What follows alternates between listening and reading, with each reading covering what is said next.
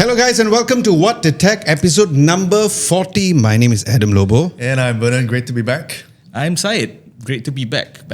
Yes, he's back for this particular episode. Why? Because as we mentioned last week that episode 40 is a little special for us. Number one, because very interestingly enough, the fact is that we have reviewed a total of 40 phones, and the 40th phone that we reviewed is the Oppo Find X9 Pro. So that review is coming up tomorrow if you guys are watching this on Saturday, and it will be the last video that we do for 2025. Now, out of the 40 videos or the 40 reviews of the devices that we have done, we ask you. So instead of doing what Marcus Brownlee or Mr. Who's the Boss and every other people who came up with their smartphone awards, because we review them to help you make a purchase decision. So what we have decided is to help you, or to have you to give your thoughts based on the videos that you saw, or even some of the phones that we did not review, but it seems like you guys are sticking to the phones that we have reviewed. So thankfully, there's no Honor and Realme inside the list because we just don't care. Other than that, it's nice to see all of the votes. So thank you so much for voting. We will be taking a break until literally next year. And then after that, we'll come back fresh. And this time around, next year onwards, Syed is going to be producing the podcast. So we're going to give him a producer's chair. He will come up with not only the typical tech news, but probably he will work together with Abang Vernon to see what are the ideas that we can make the podcast a little more interesting, other than just talking about the tech news, because we want to make it a bit more entertaining for y'all. So stay tuned for that in year 2026. All right, we are going to jump into each categories, and how the format works for this time around is that we are going to go through the nomination, and then we go through what the fans vote, and then we will get your thoughts about it. So we'll start from Syed and then Vernon, and I'll give my thoughts, and then after that give your personal choice, right? Because you may or may not agree with this. So that is the whole essence of this particular episode. We do have all the phones here. I'm sure you cannot see the exact phones from this particular angle, but just so you know that these are not all of the phones, because some of them are review units that we have to give it back. Some of them were phones that we purchased with our own money. So that is how we actually have it all over here as well. Some of them are also review units where we need to give back, because I think when a brand see this, they say, hey, you have this phone still, give it back. Especially the Pixel devices. It's end of the year, just forget it. Okay, so let's start off with what you have voted for the best mid-range smartphone. Now, this year we have reviewed a lot of mid-range smartphones. A lot of them like really mind-blown a little. Now, one of the biggest challenges before we go into this category is the fact that YouTube only allows us to have 4 different choices. Yeah. Come on, YouTube, do better. Exactly. So, but we ask you to also comment in case you have any other phones that you fell in this category. For me, I see this particular category. I felt like one more phone should be in here, but it's not here because I think it's the fourth thing. We will talk about that soon. Okay. The first things first. Best mid-range is okay, Abang. Best mid-range smartphone. The nominees were the Vivo V60, the Nothing Phone 3A, the iPhone 16e, which some can argue it's technically not a mid-range because of how the price is, and the Google Pixel 9a. Side put 9e, fantastic. So it's supposed to be Google Pixel 9a. I was wondering what model that was. Exactly. Yeah, this is lack of coffee. That's a lack of coffee. Excuses. He's being a Manchester United fan. Brain cells a bit out. Just jokes. And the winner is the Nothing Phone 3A. Syed, what do you think about that?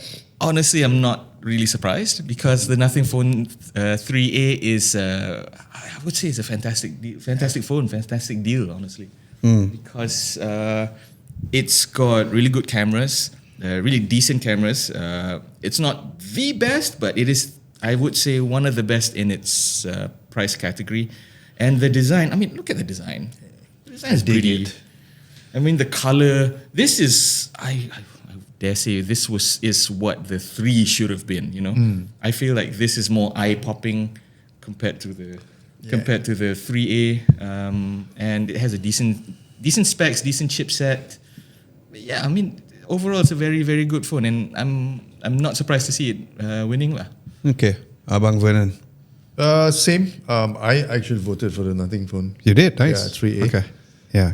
I mean, based on the list, although the V series Vivo is always a contender every single year because it's always a very strong phone. And they're the always mid-range. priced really well. Yeah, it's I always like what 1500, 1600 Yeah. kind of. But no, the 3A, I really dig it. I mean, of course, it's the OTT version of a smartphone. OTT. What are your but- thoughts about how they removed the glyph interface to only at the top now and down don't have? I don't mind it at all, to be honest, for 3A. Overall, I think the design looks even better than. What do you think than of the Pro. color, the blue color, the Chelsea blue? I like the limited edition, the one that we talked about. Oh, the green one. I hate that color. I like the. It looks neon like one. puke. I think it's really good. But honestly, overall, it's a very solid phone Yeah. for the money. Definitely agree with the poll, and that's also my choice. I All feel. right. Yeah. Okay. Awesome. For me, He hates it. the color is nice. The closest, best blue color is still Samsung. The navy, remember, Lihut? We had the navy, which was really Chelsea nice. blue. Yeah, it's Chelsea blue. Okay, lah, bro. I agree that the design is a little more refreshing. It looks cute. I didn't care of the glyph interface then. I don't care now. At least it's there. It's here, but nobody cares. I still don't understand the debate of people putting the phone down because we put face up. Yeah. See. See, everybody does that. We are doing it face down because, we want to show the back. But from a day-to-day basis, I still cannot brain how and why people will put the phone face down. On top of that, the Corning Gorilla Glass protection on this is horrendous. So I find that it's a counterproductive in terms of that. I don't agree with this particular poll, and I was looking at the comments and I saw your particular comment only. I'm surprised that nobody has put the Xiaomi 15T. Yeah. Because the Xiaomi 15T, for the price that they give and the amazing cameras. Okay. No. Yeah, Go okay. ahead. Yeah. I'll Can. That's argue why a we're little bit. having this argument. Yeah. It is good. I just feel like that phone. Where's the phone? It's here.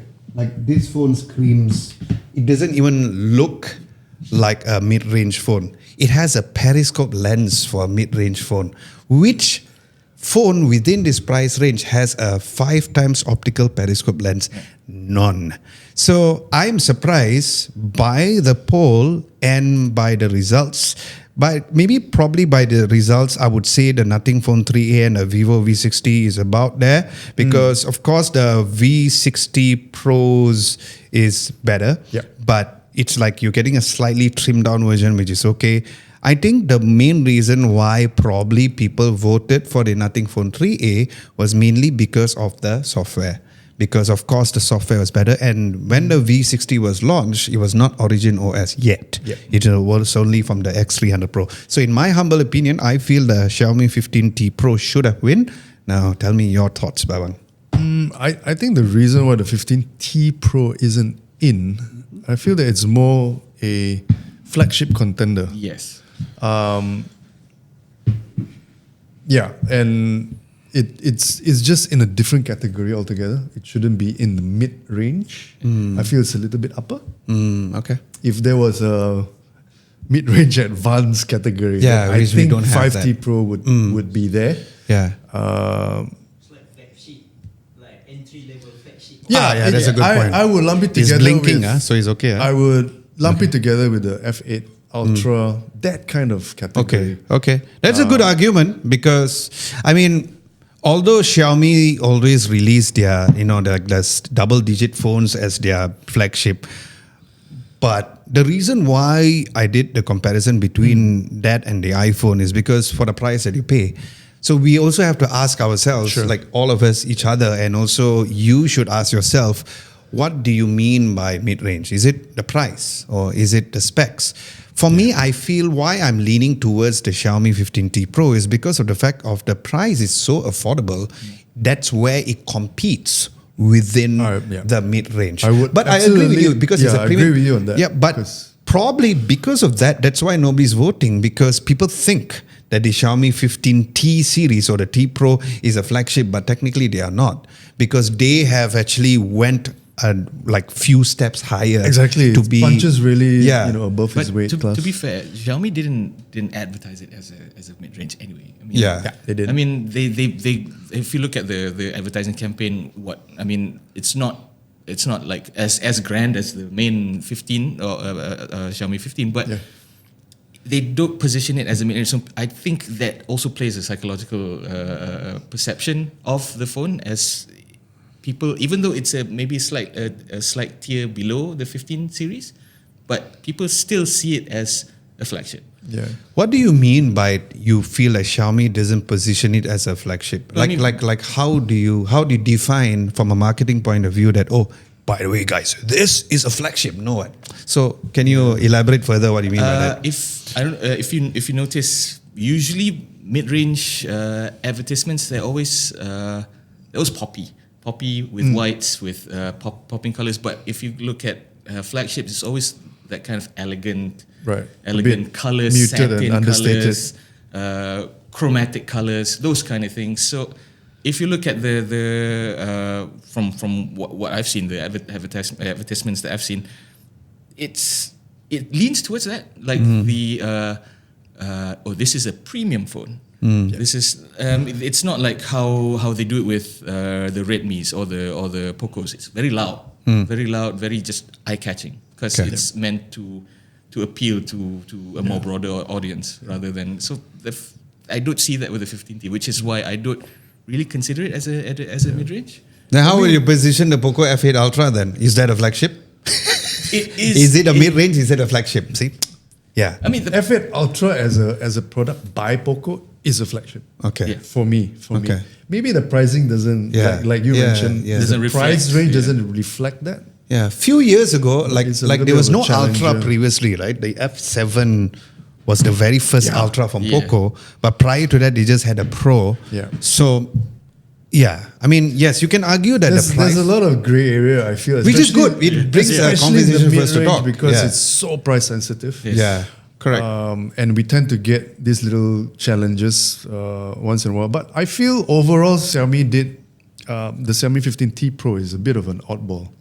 yeah, It's that's not true. it's not really It's part of the lineup, and then they decided, hey, we can actually do this just to And it's different from the previous T series. Previous T series, they actually do advertise it as. I mean, for me, I still see it as a mid ranger. But this one, they actually they impressed me. Do you feel that it was more very photography kind of focus? The T series has always been like that, right? But then again, their flagship ultras at the beginning of the year, like the Were 15 very- Ultra is yes. so very, So good. because it's Leica. So good. It's Leica. That's why we do not know whether Xiaomi, did they actually shoot themselves in the foot by coming up with a T series, by creating a way much more better. And because they came up with a T series, probably nobody is looking at the Xiaomi 15 anymore, right? Yeah. Because of the Maybe. price factor. Yeah, maybe. But that's always Yeah. been Xiaomi. They've always like. Pop, pop, pop, There's pop, always pop, pop. overlapped anyway. Yeah. In a way. We should get Adam Farid here to get his thoughts. Adam Farid is from Xiaomi, because I would love to get his inside Oh, thoughts yeah. about this, right? Yeah, that's yeah, true. That's a because- good idea. yeah. So So, 2026. producer, you know what to do moving forward. 2026. Hello, Adam. Just call Adam. He will come. He already came to the studio before, and he was like, Would you like to anytime. be put on the spot? We'd like to put you on the Yeah, I spot. think we should, because I think like among all the brands, the one who really stepped forward and really stepped beyond their means, not only from a smartphone perspective, their cars, right? Their smart home ecosystem now is Matter compatible. So they have really stepped up a lot. And I feel like 2026 Xiaomi is going to be a very brighter future compared to the previous years. So yeah, but as usual, since you guys voted here, can you tell us why did you choose the Nothing Phone 3A in the comment section below? And do you agree with my point, or what are your thoughts about the positioning of the Xiaomi 15T Pro? Let us know in the comment section below, because the video comparison between the Xiaomi 15T Pro versus the iPhone 17 Pro is one of our highest views for this year. And that video was just like released That was a few very good weeks video. ago. So yeah, the winner is the Nothing Phone 3. So congratulations. They win your choice of the mid-range smartphone for 2025. So Lihut, post-production, put fireworks. No need to put fireworks. Just put the clap. Or more can just walk like ding ding ding. Like that. Ding ding ding. Okay, we have many categories to go, and I like this conversation. We are flowing it very nicely. The next one would be the best camera phone. This is, of course, based on the videos that we have Very done. tough. And one thing which yesterday, Leo and I was having a discussion about camera reviews. I don't want to mention names, but in general, when people do camera reviews, especially for in-depth reviews, we feel like they don't cover every aspect of it, especially nighttime photography, nighttime selfie, which I do see that maybe a handful of people does it. So for all of these shortlisted ones are all videos that we done in-depth review based on the cameras. The nominees were Vivo X300 Pro, the Xiaomi 15T Pro, the Xiaomi 15 Ultra, and the Huawei Pura 80 Ultra. The winner is the Xiaomi X300 Pro. Where's the place Vivo. next to you? Vivo. The Vivo. Sorry, Xiaomi pula. The Vivo X300 Pro. So, Syed, let's start with you. I mean, it's a no-brainer, honestly. Really? It's a no-brainer? It really is a no-brainer Okay. because I saw the pictures that you took, pictures that Leo took. All I can say is, damn. It's good. Vivo has really been impressive with the camera tech these past couple of years, and this is pretty much a culmination of that. I mean, let's not talk about the extension and everything. Extension is impressive enough, but I still feel that at this moment in time, it's still just a gimmick, considering that it's literally just an extension. There's there's no mechanical elements to it, no mechanical zoom, and all the zoom is still done by the phone Yeah. itself. Yeah. So I mean, I do feel that we're getting there. Yeah. I do feel that the term point and click is getting more and more crazy with phones. And also for photos on the Vivo Yeah, as well. exactly. And yeah, it feels good in hand. The software has leaps and bounds better than it was. You're talking about the camera software. The camera software, just the camera software, and also the OS in general. Okay. And yeah, there's literally nothing much I can say apart from well done, Vivo. Like really well done. Okay. So you do agree with his vote as Vivo X300 Pro being the best camera. Yep. Abang? I think in my comments I said this was like literally the toughest category Yeah. because it's so close. And Let's see the comments. Okay. as with all photography and images, it's super subjective. For me, the choice is the 15 Ultra on the Xiaomi. But I don't want to nitpick in why I chose that. But it's mainly because of color science. But otherwise, I've seen what the X300 can do. In terms of remember that photo comparison that we did? Yes, we did, So yeah. that one really swayed me a bit. In terms of on how when it like max zooms and Yeah, it's just zooms. so difficult. Oh, you mean the Xiaomi 15 The Xiaomi 15 Ultra. Yeah. It's The a good- blind it's a good test that phone, we yeah. did. The blind test, yeah. that was really good. Yeah, I it's really fun. enjoyed that Yeah, one. it's fun. But Should yeah, do coming more back to this, for me, it's the Xiaomi 15 Ultra Pro Ultra because of color science. But otherwise, in terms of camera quality, all four are fantastic. I'm not a fan of the Pure 80 Ultra, I have to say, but judging from images and the results that come out from all four cameras, I think it's amazing. Okay. Yeah. That's nice. Thank you for your feedback. Based on the reviews, thank you, Abang. Based on the reviews, I like the photos coming from all. Let's talk about the Xiaomi 15 Ultra for a while. It's the similar case on the S25 Ultra. Bring the phone. Thank you, brother. It sucks because phones like the Xiaomi 15 Ultra and the S25 Ultra comes out early of this year. So a lot of people forget how good the phones are. Now, to me, I don't see any problem with the S25 Ultra. Pictures look good. We did the blind test. I think what the S25 Ultra has become is they've become a boring phone. Yeah. That has been They're so good. It's like, what else can I do? Yeah. Which sucks for them. But at the same time, I don't think Samsung is shaking anywhere. Yeah. But it's funny because how people tend to forget that these phones are released earlier this year, but still one of the best. Like, I would say that anybody's using a Samsung phone or people want the best software, which we'll get into that, I would just say get the S25 Ultra if you cannot afford the Fold, right? So the Xiaomi 15 Ultra, when I went to Barcelona and all, the pictures were amazing. For once upon a time, Lihood was using that as our B cam for videos. Yeah, because their log is quite beautiful as well. Before he was using the Pro iPhone. Okay. So the Pura 80 Ultra, the pictures are good. My complaint about it is the video, but we put it in there is because it is that level of point and shoot, but nowhere close to the Vivo X300 Pro. The X300 Pro, just when you think that the X200 Pro to the X300 Pro, you couldn't improve so much. The main area where the X300 Pro really shined and better than the X200 Pro is actually nighttime photography. But it does overcompensate on the exposure at night. So when you take photos, you need to touch the exposure slider and bring it down to get the proper blacks. The reason why is because they are trying to capture as much dynamic range as possible. That is the reason. But when you see the comments here, this is something which I definitely need to address. Reva says Oppo Find X9 Pro. Now, as of the X9 Pro. The 40th phone that we're going to review, the video will be out tomorrow, right? The review of this. And it's, how long is the video? Again, quite long. I saw it today. Like 15-ish 15 minutes. Wow. And in that 15 minutes, not only we talk about the battery, we talk about the design as usual, but the cameras, I purposely went in depth because I wanted to find out whether it's true what MKBHD says, whether this is the best smartphone camera. I'm not going to say anything, but I want you all to watch that video review to really find out. And the reason why it was not part of the 4 choices is because we literally just got it. So it might be the best or not. You let us know in the comment section below. UE says, can't wait to see the Ultra versions of Vivo, Oppo and Xiaomi in 2026. I agree, because the Ultra versions are going to be really, really amazing. Especially if we are going to see a Xiaomi Ultra version of the Pro Max kind of thing. Hopefully the global version will be out. We didn't include that because we only review the global versions anyway. Nash Day says iPhone 17 Pro Max. I agree about the iPhone 17 Pro Max, but coming from a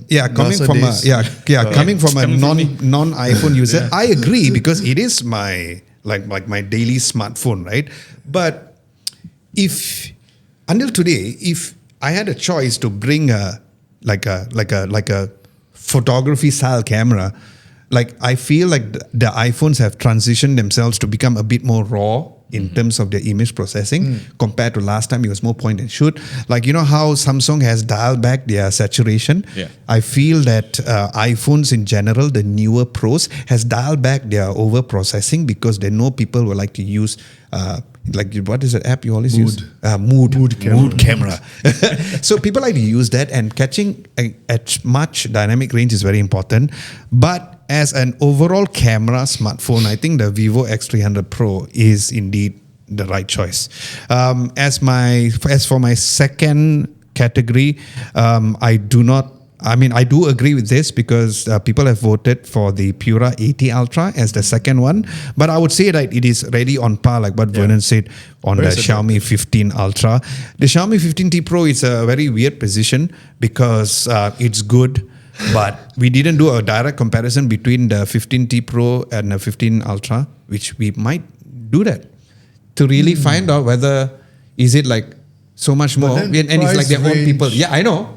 But price range wise, so price range wise, of course, it might cannibalize the Ultra sales. Exactly. So, but I don't care.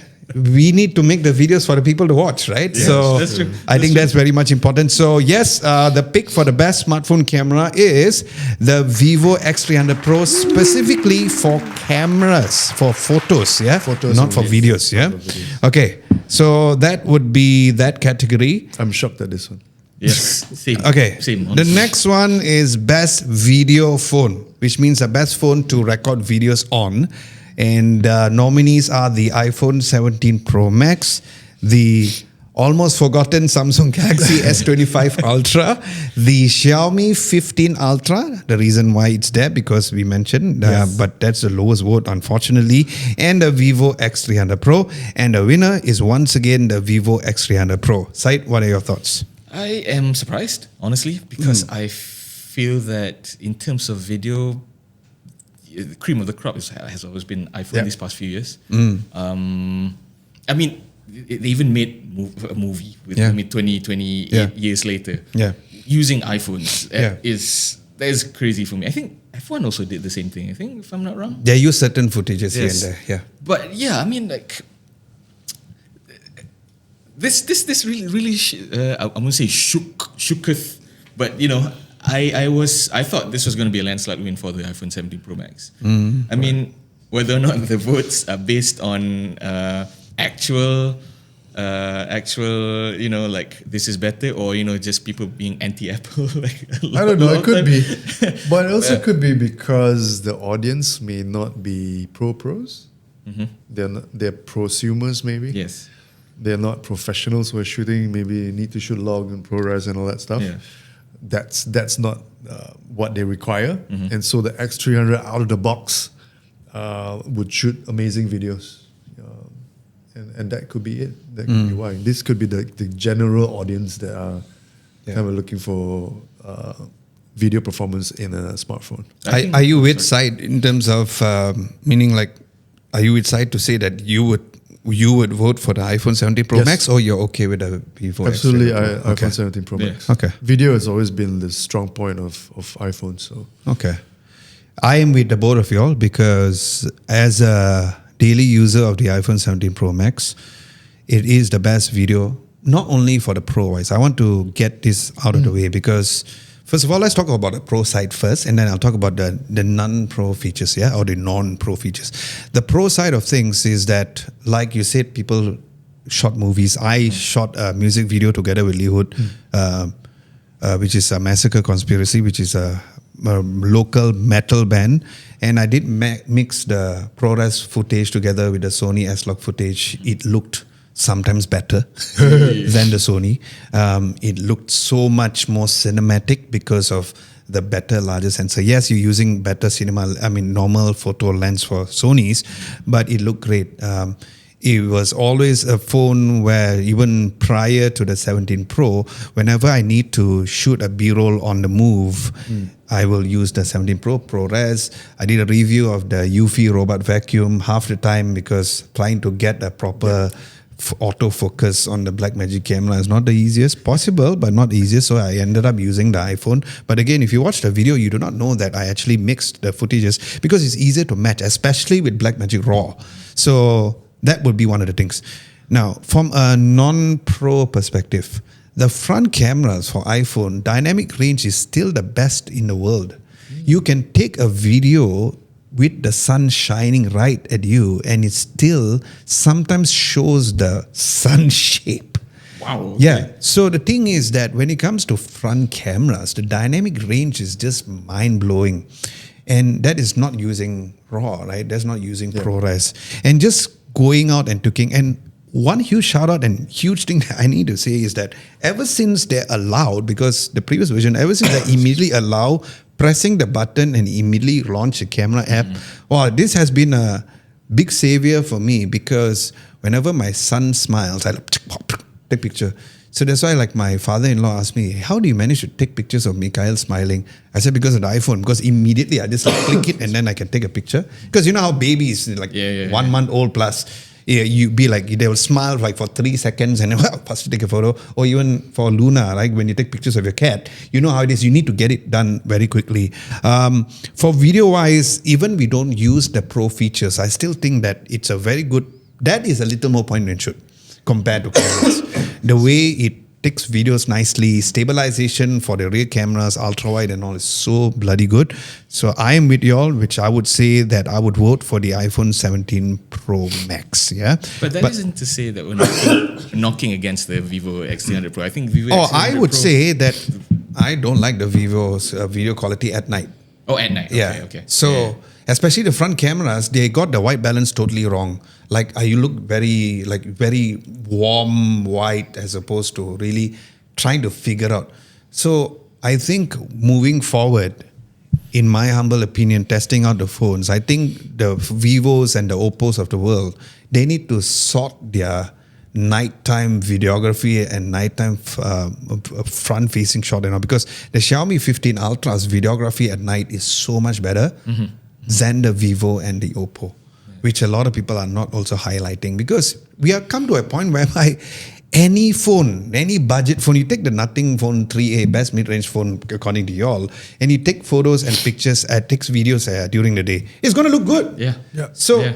in order for you to crown a smartphone to be the best smartphone camera, it needs to be good both during the day and also at night, especially when it comes to video. Stabilization. That's one of the areas where the iPhone won the Xiaomi 15T Pro or even the Vivo X300 Pro. When we did a comparison, is that there's this weird jitter when you use stabilization at night, because they're not using that in-sensor stabilization which iPhone uses. Although it's not physical, but the way the image process, the whole entire thing makes the iPhone a better choice. But thank you guys so much for voting. So once again, for this particular category of best phone for videos goes to the Vivo X300 Pro. All right. Okay, the next one would be the best innovative phone. Now, the best innovative phone, the category or the main thing is that I just want to break down why this is part of being the innovative phone and why Syed actually wrote this here. Even though we didn't review the Realme phone, but the Realme GT8 Pro at least tried to do something different. What they did is that, in case you all did not know, but I'm sure you all know, but it's just that I didn't know about this until when I went online, is that the camera bump at the Realme GT8 Pro, you can remove it with a screwdriver and then change to whatever you want to. Okay. Not bad. Modular. Somewhat modular, right? It's not adding into something. It's more like modifying things, which I think is actually kind of cool.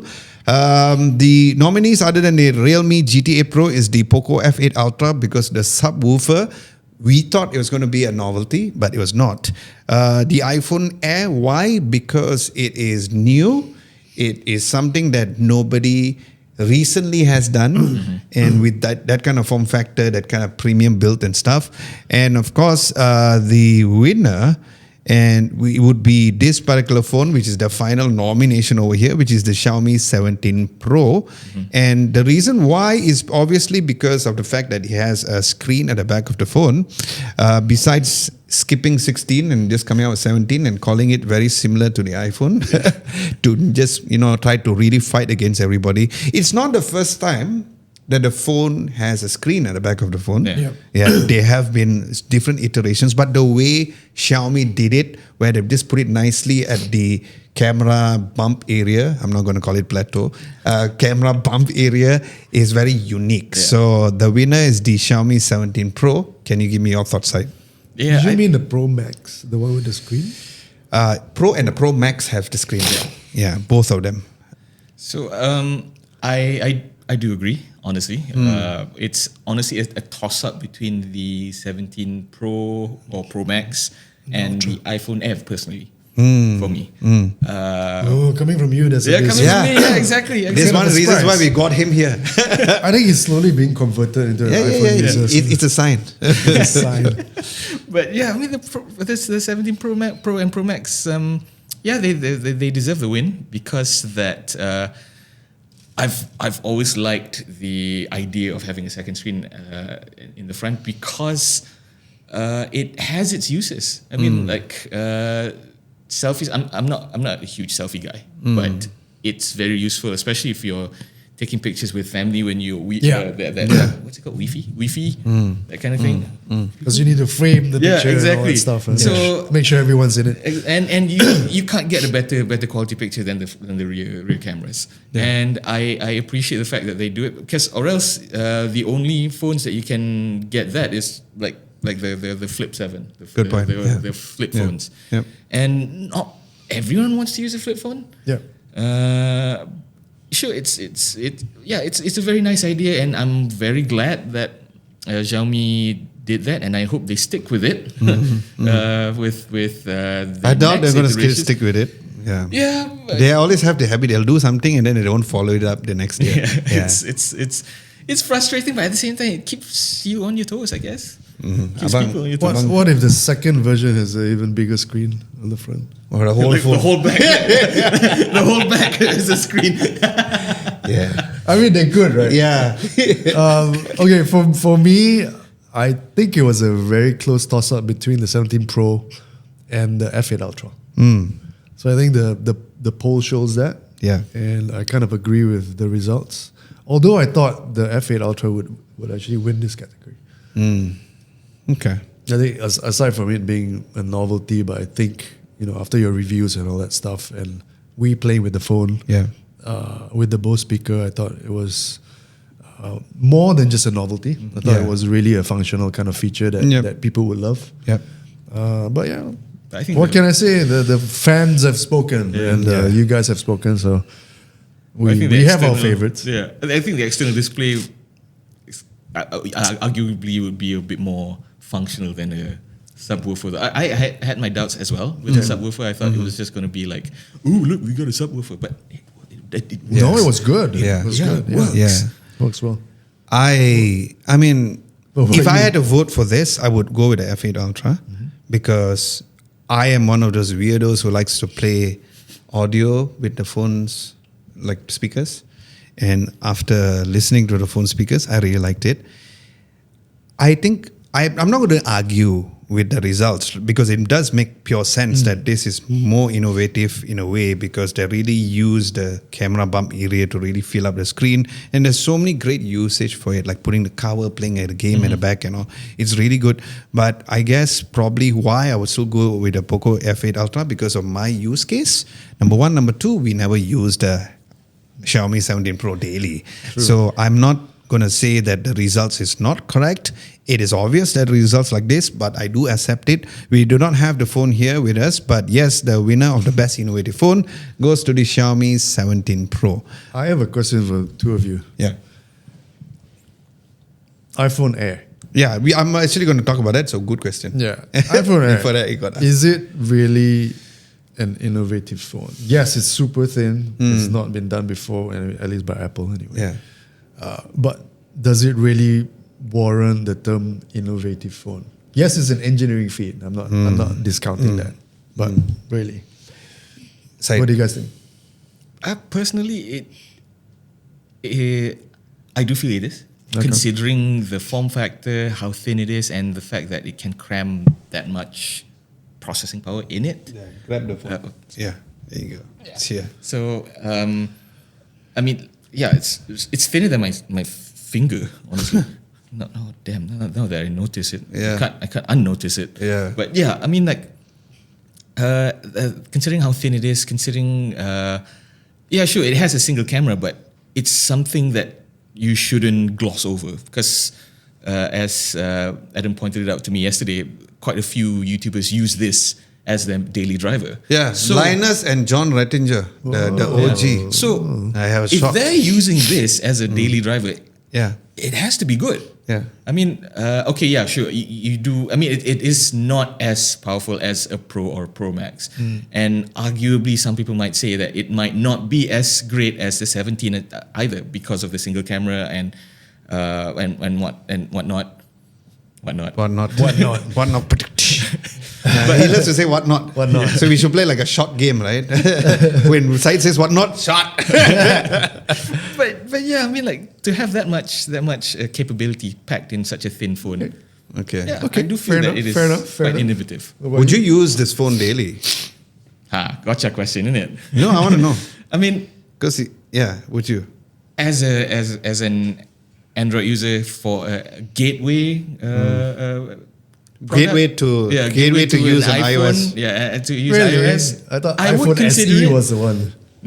Was a gateway product. No. Okay, lah. So let me Interesting. let me remove Interesting. my eSIM and Yeah. then moving forward, you can use this phone. Okay.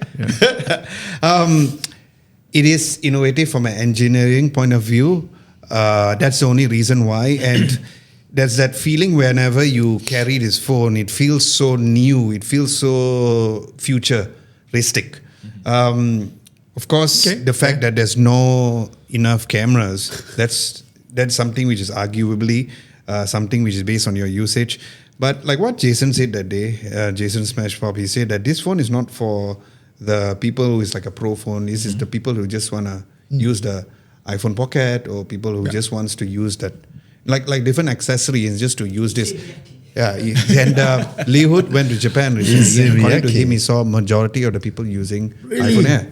Really? Yeah. Oh, okay. So they know their market as Yeah. the Japanese Probably, fashionistas. but it's still not doing the best in the world. But yeah, I still believe there is a certain level of innovation here, and if anything else, Apple hardly does something like this, and we all know that when they do something like this, it's going to be this great. There's other votes as well where the iPhone Air did not do very well, but I think that we'll talk about that a bit later. But at this point in time, I would say, to answer your question, it is in a way innovative, not mind-blowingly innovation, but from an engineering point of view, knowing the fact that it's not durable. I mean, knowing the fact it is durable, It not is easily, super durable. Yeah, exactly. it doesn't like easily bend and all. You have that confidence to use this daily, It doesn't even as flex. opposed to But disclaimer, this actually has grown on me. There you go. Yeah. Okay, so I don't there is one detest it category anymore. which the iPhone has in, which we will talk about in a short moment. That's where I want to give my argument for that. But the next category is the best foldable phone. The nominees are the Samsung Galaxy Z Flip 7. Wait, we haven't talked about the comments. Let's just see the comments for look at the comments for the particular innovative one. There's 2 comments. Okay, Ed says Pura 80 Ultra. Okay, Can be argued probably, as well. Yeah. pro- probably. Arguable. I'll And- give him that. I'll give him And that. Vernon uses Poco wins, but yeah, it was not a Poco. See? It's all good. I Okay. was wrong. Yeah, best foldable phones. We kind of knew what is Yeah. the Yeah. winner, but the nominees were the Samsung Galaxy Z Flip 7, the Samsung Galaxy Z Fold 7, the Huawei Mate XT, and the Google Pixel 10 Pro Fold. And the winner is none other than, just hold it, is the Samsung Galaxy Z Fold 7. Hands down. Okay, Syed, give us your thoughts.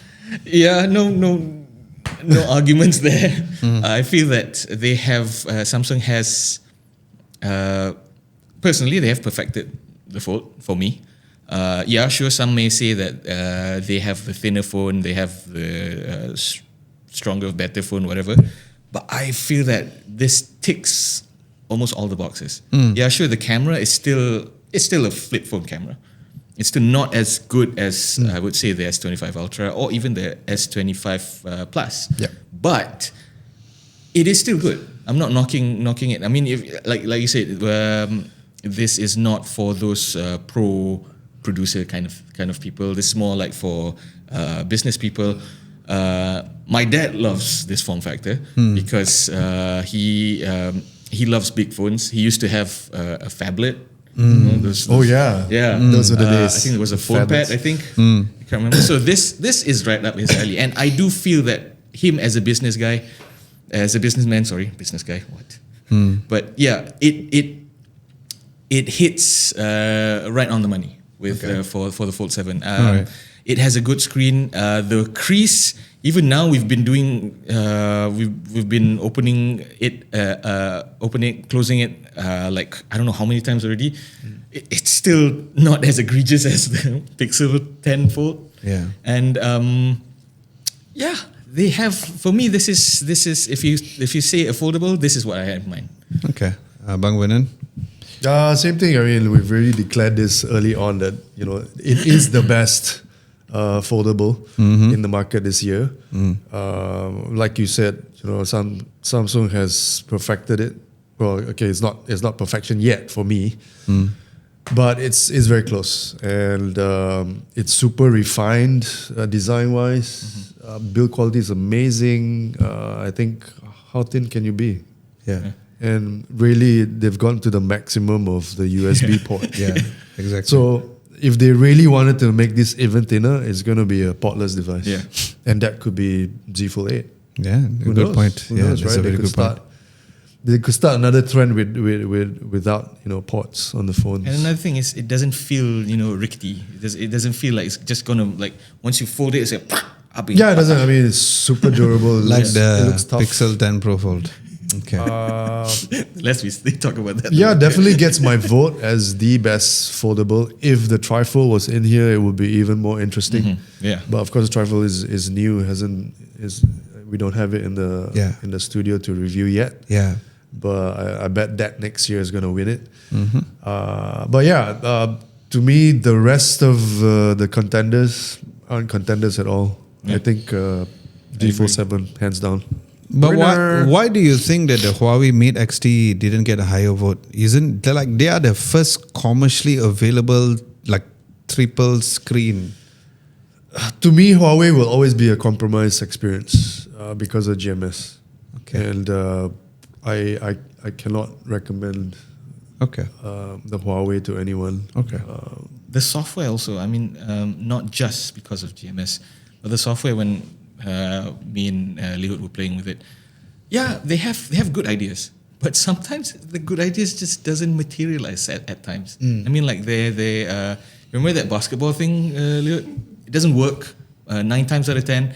It's fun when it does, but when it doesn't, you're like, why aren't you working? Why aren't you working? Yeah, so that. So more the if- software experience. So Yeah. if you are a product manager or the product team, what would you do to the Huawei Mate XT? Because it's already very remarkable, right? There's 3 screens available. You can buy it, and yeah, some places know GMS, some places have with Yeah. Gbox and all. So if you were in their shoes, what would you do to make it more appealing for people to go and buy it without question? For one, I think that because the way they fold it, so the screen, the outer screen, so there's like the outer screen is especially at the hinge because when it folds, the screen is still Exposed. exposed Yeah. at the hinge. So I think they should work on that. I feel that I know some people actually mentioned to me that they think that they asked me why do they do that. I mean, it's not glass. Yeah. It's plastic. Yeah. And wouldn't it scratch? I said, Sure. yeah, I have the same concerns. So I think that's where Huawei should look at. I think what Samsung did with the trifold, that was smart. How everything just folds in on itself rather than do that Z kind of folding, that kind of thing. So yeah, I think they should work on that Okay. as well as the software I mentioned. Okay. I think for me that was just a matter of difference in the way it folds. I actually do like how it's a Z kind of. Funny how the I know. Samsung Z didn't follow it, but Huawei did it. But yeah, but I agree with what he said about the screen being exposed, and I don't like that personally. I'd rather have it without screen actually, and just have the screens inside. Because it costs a bomb. Like, Yeah, it's I just too wouldn't much want- risk yeah. involved in terms Okay. of daily use. exactly. You're gonna get it scratched. And stuff like Okay. Before we talk about this, I want to talk about the Mate XT. The reason why Huawei did that is because the Mate XT is the only phone that you come out with 3 screens, which gives you an option to use 2 screens. Yep. Yeah. The trifold Agree. Samsung one just either is One or 1 3. screen or 3 screen. Yeah. So that's the reason why Huawei did that. I love that factor because sometimes you don't want to use 3 screens. It might be a bit overkill. And sometimes you want to use the 3 screens. I think that's the main reason why they did it. And yes, the outer, when it's a bit more exposed, there is that exposure to whatever. And that's why Huawei included a case in their box in order to protect that. And you're not talking about a case which looks ugly. It's a very nice case. Yeah. I honestly feel like it's because of their limitation of creating very good chipsets. That is one of the biggest factors because of the whole transistor issues at the whole US. So that's why people at the back of their head, they go like, yeah, it still has a very old chip. And of course, yes, software. But I feel they have improved. And I just wish that we have better exposure for Huawei when it comes to their consumable products from a global standpoint, because when you go to China, especially Liu and I go to China, like going balik kampung like that, whenever we go, we see a lot of people using it, like a lot of Yeah. people using it. And it is a very good But phone. I guess because for Chinese, they don't care about Yeah, GMS. exactly. They don't have Google Yeah, anyway. so- So, Now doesn't going affect into I just feel like it's sad that Huawei has come up with something very innovative, especially their laptop, the foldable laptop screen. It did not come to Malaysia. It's Yeah. mind blowing. That could be one of the best innovative products ever, right? But yeah, that's a whole separate thing. I think the Chinese market and Malaysian market is different. I love everything about the Samsung Galaxy Z Fold 7 except for the aspect ratio. I'm still more of a fan of what the Google Pixel 10 Pro Fold did, which is a bit more square form factor. Although, spoiler alert, I don't like the Z. This is the worst phone for me. Spoiler alert again. I love it. Yeah, but I like the fact that when you fold the phone, when you close the phone, like the Oppo Find N, and also like this, it is more like a phone as opposed to the taller form factor. Yeah. It is something whereby if you get used to it, you won't think about it. But when you start using other phones, which has a more squarish form factor, even that Honor Foldable, it is nicer. It feels better. It feels nicer. But other than the aspect ratio, everything about this phone is good. I would counter argue with you to say that the cameras are really good and on par, because compared to last year's specs and the quality, this year the Z Fold 7's cameras is really mind-blowing. They didn't compromise this time around. They have the 200 megapixel in here as well, similar like the S25 Ultra. I think it comes down to image processing, or probably maybe because you look at the screen, because the screen quality on the S25 Ultra is so much better, because this compared to this when you have a plastic kind of display. And of course, this one has the anti-reflective, a proper matte finish, not like what iPhone says, anti-reflective. This is a proper anti-reflective, okay? Anyway, yeah, I would agree with this. The Samsung Galaxy Z Fold 7 is your pick of the best foldable smartphone. Okay. No love for Google Pixel 10 Fold, huh? Absolutely not. I'll tell you why. Best price phone. We kind of talked about this a little earlier. So the nominees are the Poco F8 Ultra, the Xiaomi 15T Pro, the Nothing Phone 3A, and the iPhone 17. Now, Tough. my question is that earlier, both of you all say that the Nothing Phone 3A is the best mid-range phone, which everybody voted, and is the best price phone and all. Why is it they didn't win now? Why is it 3%? It's dead last. Because different people voted. Okay, bro. It's a Not different the day. same audience. It's a different day. It's a different day. Okay, so we blame the YouTube algorithm. Yes. Okay, bro. The winner is the Poco F8 Ultra. I wouldn't argue with the results. Okay. And I wouldn't argue with the nominees. I think all four could win. Yeah, Leo, do you want to say something? Yeah, they would. I feel like best price food is people would choose the best bang for buck. So there's no wrong. It's just Yeah, like- depends on how big your wallet is, or how small your wallet is. And also who was actually viewing this particular Yeah. poll. Okay. But I would say any one of the four could win this segment. I think iPhone 17, if you're looking for the best value iPhone, if you were in the market for an iPhone, then iPhone 17 for sure, hands down. Yeah. F8 Ultra, because of how crazy the price was, And also the specs. especially the The specs, pre-order, exactly. Yeah. and you get the extras that come with it. It's crazy. So Personally, I would pick. At first, I would have picked the F8 Ultra as well, but after consideration, I do think that out of all The Pro. the 15T Pro, Yeah. 15T Yeah. Pro has the best in terms of overall package. Yes, great cameras. I wouldn't say great, fantastic cameras, and the price is pretty much almost the same as the F8 Ultra. I like Vernon's comments here. He said, I would say the Xiaomi 15T Pro, but then the Poco F8 Ultra showed up. yeah, because it was unexpected. That's a bloody good point. It was unexpected. Hands down, I would say, you go get the 15T Pro. Yeah. And then this guy showed up. Yeah. 2 flagships in a year, which was also That could be a reason why they decided to still it's like their last trump card, right? The last ace in the sleeve. They Where didn't Poco need to. say, you know what, I don't have to wait till next year. I'm going to release the same F series the same year and come out with this. So Weird. we have other people talking about the F8 Ultra is a good all-rounder. I agree. Desirable says the 15T Pro best cameras and performance is decent. I wouldn't say performance is decent. Performance is actually really good. I think, again, like what Vernon said, that the moment Poco F8 Ultra showed up, not only with the flagship specs, but also at the same time coming with a very good price. I guess that's the reason why. It's like that meme, Undertaker come on. Oh yes, correct. Yeah. Then Rob says that Poco F8 Ultra has the best chip, but at the same time the cameras are also good. plus you're getting subwoofer too. I don't know about cameras because we're still asking Poco to give us the phone to review. They said don't have. So next year lah. Okay, so I would say that we all agree with this particular vote.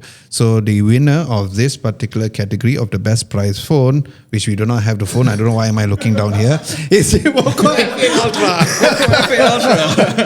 Oh my God, Adam. Okay. We're staring at the F7 Ultra so that it transforms into the 8 Ultra. Bumblebee. Okay, best gaming phone. Okay, I'm not a gamer. There are only two gamers. One is sitting at the back, which is Lee Hood. Another one is right in front of us. That's one of the reasons. Flagship first. Oh, it is? Yeah, budget What flagship is first. budget flagship? Oh, well. Oh, yeah. So sorry. I'm so sorry. I missed that. I guess that is. Okay, so the best budget flagship phone, the nominees are the Samsung Galaxy S25 FE, the Nothing Phone 3A, the Xiaomi 15T Pro, Nothing Phone 3, sorry, the Xiaomi 15T Pro and the Poco F8 Ultra, and the winner is the Poco F8 Ultra. I think no-brainer. No brainer. Anything that you want to add into it? Nope. No, not really. I think it would have been a very close toss-up with the 15T Pro, and it is. Yeah. Right. I think this is pretty accurate in terms of how it would line up. For the specs it offers, for the price it's going for. Okay. It's not a... You can't argue with it. Yeah, honestly. this is totally my bad. So I actually looked at the earliest comments based on this. So let me just track back a bit. Let me just track back a bit because there's a very interesting comment on the best priced phone, right? So Spark Plug Parent says normally Xiaomi 15 offers great value too. I agree. Paul says, good evening. I think you could also include the Honor 400 Pro and the Honor 500 Pro. I would love to, but I never review those phones. If you think the Honor 400 Pro, the Honor 500 Pro, let us know why. And like I said, I am open to reviewing the phone. If you really feel that it is a phone that worth mentioning, we might just ask any of our fellow tech YouTuber friends who has the phone and pinjam, or we might just buy it. But yeah, that's the only reason why, because we don't know. We never tested out. The last time I touched an Honor phone was like in Paris, France. Paris, France. Yeah, that was like when I was starting YouTube and Emily was in Honor. Oh, wow. Okay. I imagine how old was that? Yeah. So, okay. So now we're going to go back to the exact one, yeah? Best budget flagship, of course, the Poco F8 once again is the winner. So just pretend that the phone is over here and more politely Hood will put the clap hands when it's time. Okay, best gaming phone. Now we are there. The 8 category, we still got a lot more left. Best gaming phone, I'm not a huge gamer. The person who games a lot or tests all of this is obviously you and Lee Hood. But before that, let's talk about the nominees. The Asus ROG Phone 9 Pro. Yeah. The iPhone 17 Pro. Because the thing is that the reason why I put the iPhone 17 Pro is because I still feel like iPhones does so well when it comes to gaming. Even though they're not marketed as a gaming phone, but it is one of the best. Totally agree. If not the best. The Poco F7, which is somewhere here. Oh yeah, there you go. Yeah. I mean, Poco started out as a gaming brand anyway. Yeah, exactly. What I remember the Poco, the first Poco phone they call it, and the Poco X7 Pro, which also looks nice, but it got the lowest vote. So the winner is the ROG Phone 9 Pro. Okay, Syed, give us your before we talk to you, because I'm sure you got lots more to say. What are your thoughts about the Asus ROG Phone 9 Pro being the best gaming phone? I'm not surprised at the results. ROG has always been a strong, very focused product on gaming. Yeah. And I think it's not just the phone that what ROG does. It's the entire ecosystem of accessories and stuff, the software that's been optimized, the entire user experience. I think that's very important to take note of. And I think in my comments, I said iPhone, even though it's not a gaming phone, but it's absolutely optimized for gaming and is a great device for gaming. But if it comes to a very purposeful gaming device, that would be the ROG. Okay, and hands down. Okay, I agree. I mean, you can't go any better. Personally, you can't go any better than the ROG phone. Some people might argue that the Red Magic Yeah, is better. because Yeah, don't so have the red there's magic one in the in-house. comments. We don't have the red magic, which is why it's not on the list. But I would love to try that. Yep. I would love to Agree, give it side by side comparison. But personally, I do feel that the ROG phone is a better package because of the software. The software for the red magic is always lacking. Even the hardcore, okay, not the hardcore fans, because the hardcore fans will say it's better regardless. But a lot of people I know who have used the Red Magic phones, they always say that the software is not great. Software experience is not great. Raw performance, yes. Raw performance for gaming, you do get a lot of the bells and whistles, and these are the bells and whistles that are not there just for to give the phone more color, but these are functional. I mean, it has a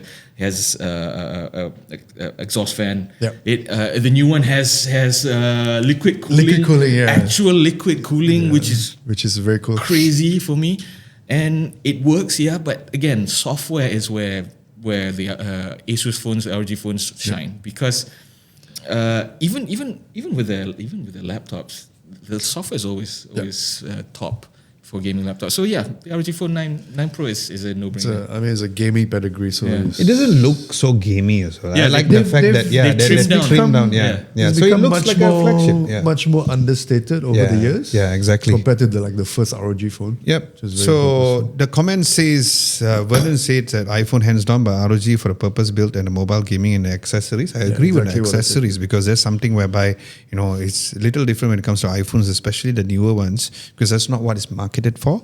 Nash J says ROG Phone 9 Pro, no contest, software and performance top notch. Marian says purely gaming, waiting for the Red Magic 11 Pro to arrive. Yeah, so unfortunately Exactly what we didn't talked review about. that. Exactly. But we appreciate your comment, because who knows, if we have it with us, we will do a review. But yes, the best gaming phone goes to the ROG 9 Pro.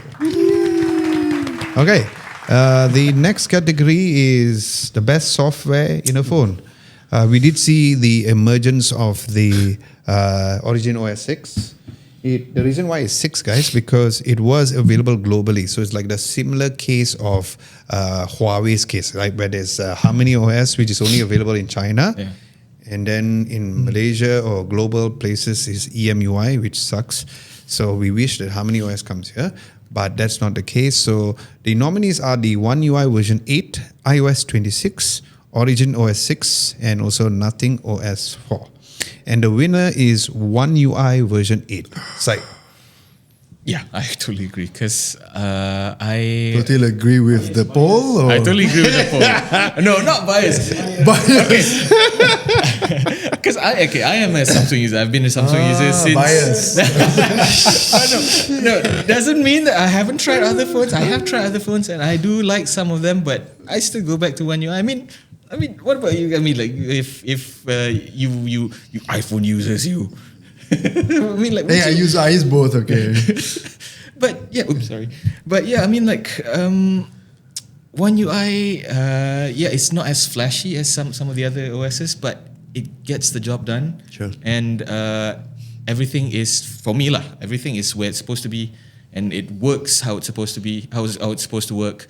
So it's not the flashiest, it's not the most eye-catching, but it is, I would say, the most functional, the most stable also. Some might disagree with me, but come at me, bro. But Come at me, bro. but no, I haven't. But I agree. I agree with the poll. How about Vernon? For me, iOS 26. I'm a little bit biased. I'm not shocked at the results. It's just that it highly depends on who votes. Whether it's the Android camp that comes here and vote. Obviously, looks like the Android camp came and vote for this category, but that's okay. But to be fair, the other two are Android as well. Yeah. So what I feel is that, in my opinion, the way it should be ranked should be iOS 26, One UI, Nothing OS, and then Origin OS. That was my opinion. I would like to propose that, because I use both, and iOS 26 often have this bug with the indexings. I Right. used to search apps, but sometimes it's just not. It didn't as smooth as the Samsung actually. Bugs Because I exist. Bugs will exist on any OS, so But it will be fixed. It It will be fixed. Also, one other thing that's worth mentioning is I think in my comments that I mentioned stock Android as a. Did I? I think I did. Where? So stock Android should be somewhere in Oh, okay. in the picture. I Okay. feel. Okay. But it's not. But that's okay. That's just me. Okay. Let's look at the comments first. Yeah. Moj Taba says One UI is the GOAT. We have Muhammad Bahush Nasim, HyperOS 3. Yeah. Okay. We almost forgot about it, but I understand. Will Rivera says I have before the launcher. I have the before launcher. Or I think it's called the before launcher, and I really dig it. Yeah, so I understand there's so many launchers, especially on the Android space. Like our fellow creator Sam Beckman does it best when it comes to launchers. He's so nice guy. I met him this year in Samsung in US. Vernon has commented what he just said. iOS first, Pixel, which is on the Pixel Android, nothing OS, in that order. And then Aspenela Sila says iOS. My opinion, I would go with One UI 8 because of how stable it is. And again, it's boringly stable, so a lot of people forget. Boring is good. And yeah, so because they're stable, at the same time, my definition of software is also AI.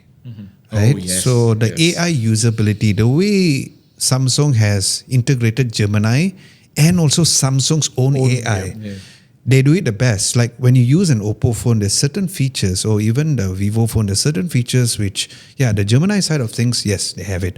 But when it comes to the own AI system, right? So like Samsung has their own AI separately compared to Google. So like for example, the Magic Eraser. So the Magic Eraser thing, Samsung has their own version, and then Google has their own version. Google's version sucks compared to Samsung's version. So it's funny, right? So it shows that why One UI is more superior. Yes, I am an iPhone user, but besides Siri being useless, I didn't go through any bugs like what Lee Hood mentioned. Summed up. I didn't go through any issues because it has been So for me, I didn't go any issues, but I wouldn't vote that to be the best software. Second, I would go with the Nothing OS 4 because it's refreshing. I'm bored of Pixel's Android already, so no disrespect to your opinion. I'm like whatever. At the same time, some of it sounds a bit more novelty, but I'm looking forward to how good Origin OS is going to be because this is still their version 6, which there are a lot of new tweaks, but because Samsung came from a long way. Remember Samsung Experience? TouchWiz. TouchWiz. Oh my God, I forgot. So imagine how they have improved a lot. And again, because they come to a point where they're so up there that people forget that they are the most stable and the best when it comes to data. So I agree with this particular vote. But instead of putting iOS 26 as number 2, I would put the Nothing OS number 2 and then followed by iOS 26. iOS 26 have been very stable for me. Origin OS is nice as well, but it still don't make me feel like, I want to like I miss Origin OS. No. But I do miss One UI when it's always delightful like iOS 26. Right? Yeah, exactly. So to me, that is my definition of software experience, the AI, because like when I'm driving, I have CarPlay, which is so beautiful, 10 times better than Android Auto. But when I ask you the question, would you like to use ChatGPT? I'm like, oh, bro. Then the windows go down. Yeah, so it's like, imagine that, right? So yeah, I would agree with this particular vote. So the winner for the best software is One UI version 8. Okay. The next one would be best battery phone. We have, this is category number 10, so we have another 4 more. Best battery phone. So this is a last minute entry which came in about because it was our last phone to review this year. But the nominees were the Vivo X300 Pro, the Google Pixel 9a, the Oppo Find X9 Pro, and the Nothing Phone 3. And the winner is the Oppo Find X9 Pro. Here it is. So yeah. What are your thoughts about that? Were you surprised or were you not surprised? Because one of the main questions that I always ask people or I tell people is that size doesn't always matter. That's what she never said. But I'm trying to get your thoughts about whether you predicted that the Oppo Find X9 was going to sweep everybody else or it was just going to be specs but usability is different. What are your thoughts? Honestly, I didn't know what to expect because I personally have not used this to test. Yeah, to test yeah, the battery. extensively, of course. Yeah, Yeah, exactly. yeah. I've tried it. I've played around with it, and I've gotten first impressions. But to say that I have tested the batteries, no. Yeah. But I rely on you and your Yeah. videos to. But to gauge. other than that, would you expect that Oppo will do very well at 7,500 milliamps of battery? Because sometimes you know how they come up with crazy sizes. Like you see how iPhone, they don't have the biggest battery compared to the Androids, but the way their battery optimization works is so well. But did you expect that the Oppo Find X9 Pro with 7,500 milliamps of battery will do very well? I would honestly speaking, no, because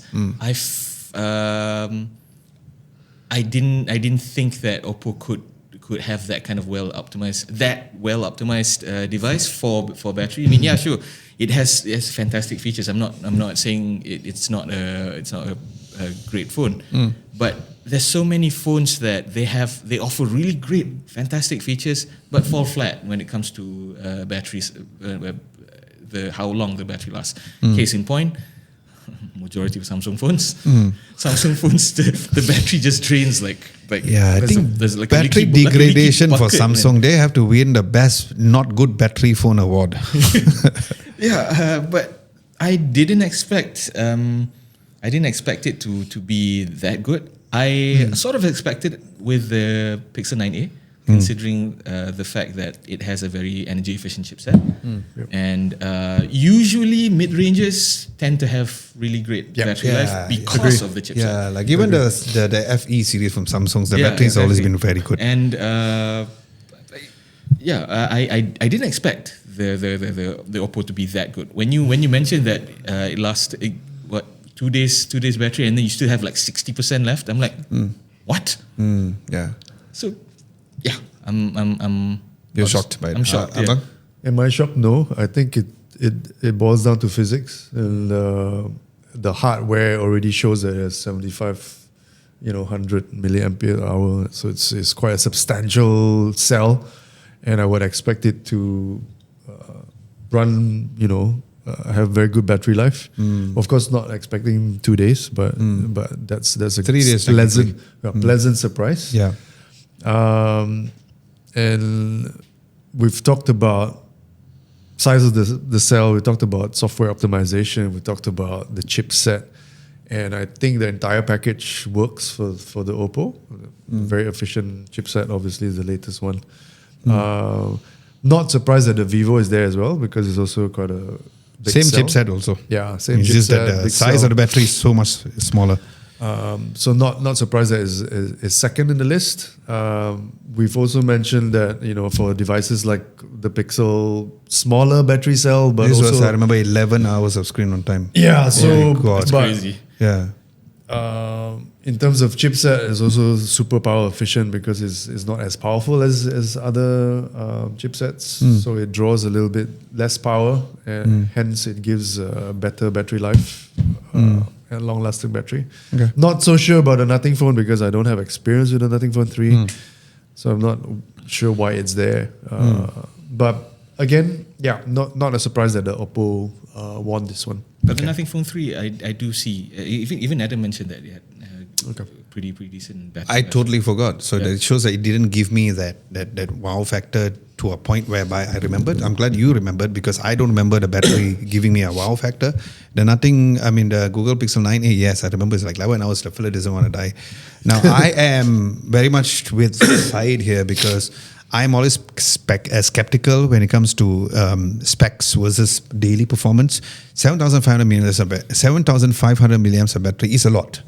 But ColorOS is not the best when it comes to software optimization. But when I was using the phone daily, I kind of forget the small little things is just nice. It's like, hey, nice. Especially if I had to discount the Z Fold 7 away, the next foldable that I would recommend or I would like to use is actually the Oppo Find N because of color OS and also how you optimize it very well. And I remember the battery being well, but I thought that 7,500 mAh battery is just going to be like, just for the sake of specs. I didn't think that it's going to get this amount of battery. Again, the video will be coming out tomorrow, but the spoiler alert is that it is the best battery life phone. So you did a very good vote over here. And Arun Maini, Mr. Usa Boss also did say that the battery life on that is really unkillable. Like what he said, it is true. Unkillable. And this, based on a very heavy use, it's still like, wow, it just doesn't want to die. And even though the charging speed is only 80 watts, which is not the fastest in the industry, like 120 watts. But I think when it comes to the battery category, Oppo has really done a very, very good job here. So yeah, I totally agree with this. And yeah, was I surprised? Yes, I was surprised because I thought they're going to do lebih kurang what Vivo X300 Pro do, although the battery size is so much higher. We have comments coming from Art Sam. He said King Oppo Find X9 Pro, correct. I have the Find X9 Pro, at least 2-day battery life. I agree, because for us it was like 2.5 days. Vernon did say that he found that the Oppo Find X9 Pro was best. Nash Day says the ROG Phone 9 Pro. How many hours did you? It lasts the whole day, even with gaming. Whole day. ROG 9 Pro. Yeah. Wow. But That's like a 6,000 cell, right? It's 5800. Yeah. Okay, got So it. yeah, I mean, Okay. And then Paul says, good evening. The OnePlus 5 has better battery life. Unfortunately, OnePlus OnePlus doesn't 5. really... 15, sorry. 5 plus. Unfortunately, sorry, my bad.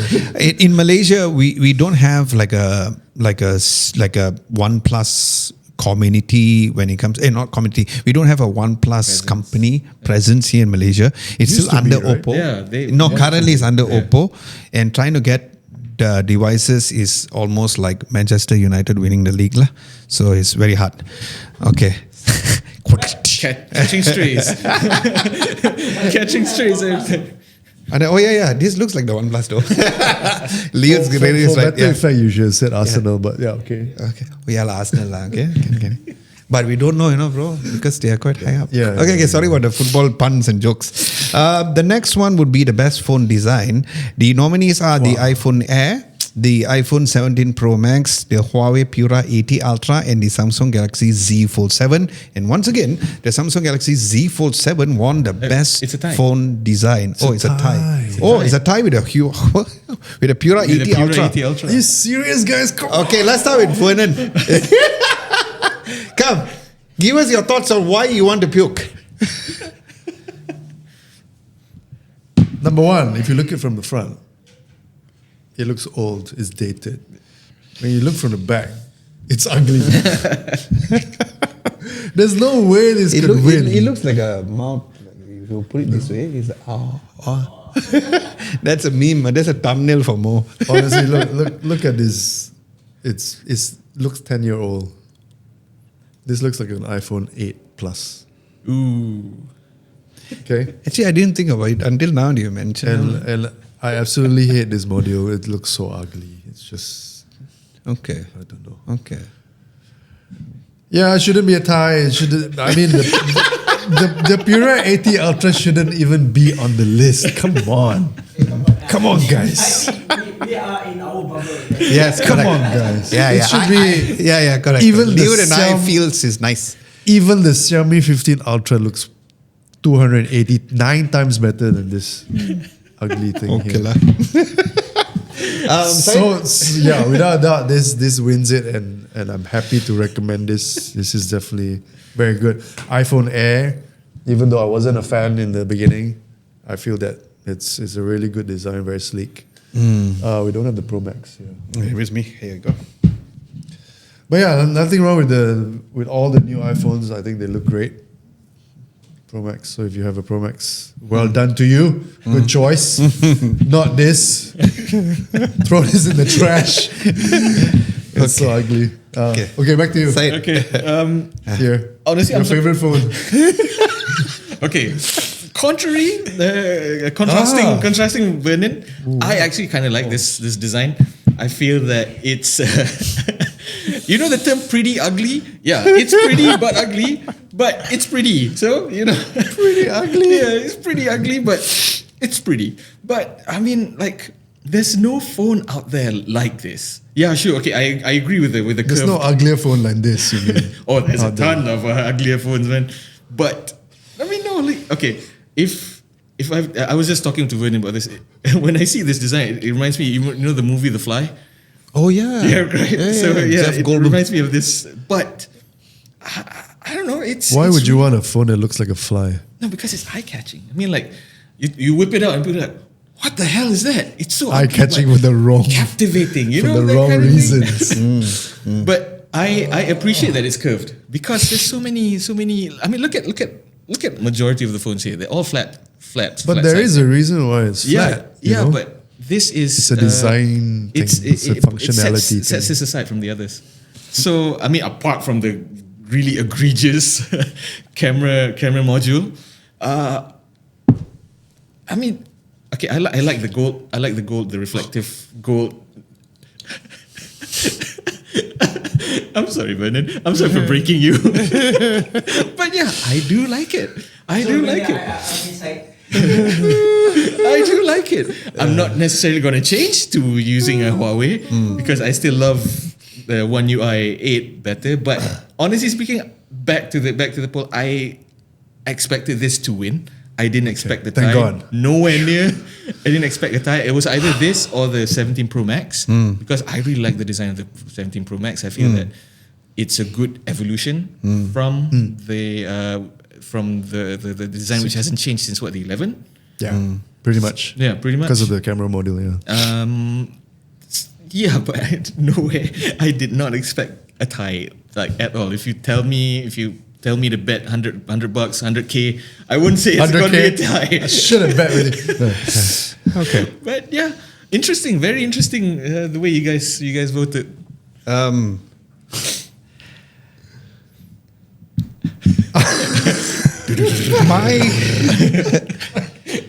I don't hate this design, but I don't like love it. it? See? I think it's different, and color aside, of course, I like white color, but I think it does have a nice shimmer at the side, and it does give a premium look. Feel, no, because I'm not a fan of the curved design. I don't hate it, so that's the most important thing. But it's same like how whenever you look at an iPhone, from far it's an iPhone. The Huawei Pura 80 Ultra is very similar to the 70 series as well, which looks very similar. Of course, there's so many memes you can make out of this, but I am one of the people who actually likes this. Okay. Yeah. Great minds But think would alike, I think that this would be minds the think best? But would I think that this is the best design phone? Personally, for me, I really love how the iPhone 17 Pro Max in silver, Yes. not any other color. The main reason is why, because I just told Lihud this yesterday. I tried to put a case on this. I cannot. Once you use the phone caseless, it changes your world. I cannot use the phone with a case anymore. It's so nice in the hand. It feels like, and when I hold it, I don't have that anxiety I'm going to drop the phone because of how it is perfectly weighted. It perfectly fits in the hand nicely, and knowing the fact that I have the silver color variant, I don't have to worry about the scratches and the chips at the side and all. And I've been using the phone since October, and no scratches whatsoever. Scratchless, and amazing. and of course I don't even have the screen protector. I was about to put in the D brand one, but I already like it. So to me, my pick would be the iPhone 17 Pro Max in silver, not any other color. Because of the fact that I don't have to worry about durability in terms of scratches, but at the same time, because I like to use the phone without a case, and because this was my very first phone, probably ever, that I used without a case. Even when I was daily driving an Android phone before I switched to using iPhone from iPhone 12 onwards, I never used the phone without a case because I had that feeling that I might drop it and stuff like that. Yeah, we still do have the feeling of you want to drop it, but I think from a design, how they did the whole camera plateau on top, and because I love white, I like how they chose white at the bottom of the place as opposed to following the colors on the orange, the cosmic orange, and the blue. So yeah, my pick would be this. I wouldn't say that the Samsung Galaxy Z Fold 7 is the best design phone. If I had to give Best design foldable? Yeah, probably, but it looks the same. It's No, it's why is not. this winning the best design phone? Because it's super thin, it's super Yes. light. Oh, And the phone. so is the iPhone Air. Super thin is super light. I That's was a new. little bit Their surprised. design is so good that Honor decided to steal it. Honor steals everything. Yeah, that's true. So I didn't see it. Yeah, so the Honor's thing is been that stealing since Yeah. Honor existed. I don't know why did Samsung win this particular design award, because I feel like, okay, it's thin. I love it, but design award, I would if I would give it to the iPhone 17 Pro Max. Number 2 would be the Air. Number 3 would be the Pura 80 Ultra. I wouldn't even choose the the Samsung Galaxy Z Fold 7. I think they're looking at it at the whole package. Like Okay. the Okay. foldable, it's thin. And Yeah, the aspect ratio. you're right. Let's see. There's only one comment, dude. Oh, Mr. Fee says Vivo X300. 300. Oh, it's getting quite interesting. Vivo. No? So, do you know that the Vivo X300 has no camera bump? Eh? Yeah. That means like it's Because like it has no cameras? super. That means it's like super thin. Oh, nice. Yeah. Yeah. All phones should be like that. Like So it's quite like the interesting, Pixel and 9a. and so I guess I know why Mr. Fee has actually said that a Vivo X300. I agree, and I like the circular camera bump. If it's not the iPhone style, I like the circular camera bump. Nice one. Okay, this award category was created, was born because of Vernon Chan, which is called "Nobody Asked for This Phone," and the nominees are the Samsung Galaxy Z Trifold, the iPhone Air, Samsung Galaxy S25 Edge, and the Fairphone 6. Even though we didn't review it, I just thought I'd put it into it because, it's super customizable. I don't know who is asking for this, but I want to know what are your thoughts about the winner, because the winner, unfortunately for the iPhone Air, in my humble opinion, goes to the iPhone Air. So apparently, nobody asked for the iPhone Air. Is that correct, Abang Vernon? I think it's true. I mean, we talked about it during our podcast before. Even the S25 Edge, which started it, nobody asked for a super slim phone that gives you compromise experience. Brilliant design, I have to say. Yes. But to me, it will always be a compromise experience because of battery life, camera, for obvious reasons. But no matter how you sell it to me, it's still going to be compromised. Same with the S25 Edge. Fairphone, no, I have no experience with the Fairphone 6. So, but the reason why it's cannot put in comment. there is because of how customizable it is. So that my question is that do people even care about how much customizable and how repairable it is? Like we have, I mean, In general, the Zach. general Yeah. layman audience, the man in the street, Yeah. they don't care. Yeah, They don't care. correct. But it does. I know a few people who are enthusiasts who like to tinker with their phones. Yeah, if you're an enthusiast, Yeah. but maybe 3 people, in the world. Yeah, exactly. I was just about to say, it's just like a 0.000 percentage of the world. Exactly. So it's a very niche product. Yeah. But honestly speaking, I didn't expect the iPhone Air to win. I yeah? thought the S25 To win Edge or would lose, have won the Nobody Asked for This award because, nobody asked for thin phones, but I felt that the iPhone Air did it better regardless. Agree. I agree with that. The compromises. I agree with the that. Samsung, the S25 Edge has 2 cameras. So if Samsung could do it, why can't iPhone do it? That's my question. But regardless, the fact that the iPhone Air is available almost everywhere, that is a huge win for me. Also, a good point. Yeah, so I don't think it deserves this award.